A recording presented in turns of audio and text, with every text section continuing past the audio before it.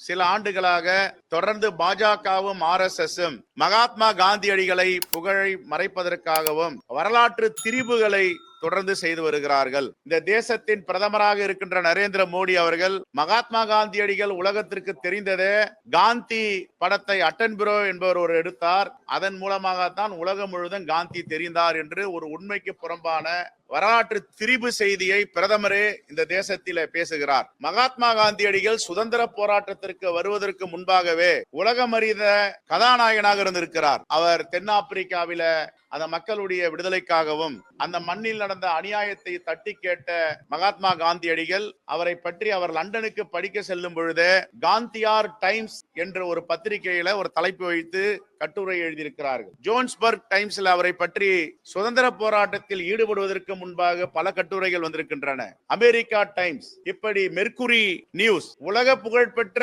பத்திரிகைகள் அவரை பற்றி எழுதியிருக்கிறது. பிரிட்டிஷ் டெய்லி டைம்ஸ், இதெல்லாம் அவரை பற்றி ஒருவர் இந்தியாவிலிருந்து வந்து ஒரு பாரிஸ்டர் தென்னாப்பிரிக்க மக்களுக்காக போராடுகிறார் என்று கட்டுரைகள் இன்றும் வரலாறாக இருக்கிறது. இது யாரும் மறக்க முடியாது. அந்த தேசத்திலும் இருக்கிறது, இந்தியாவிலும் இருக்கிறது.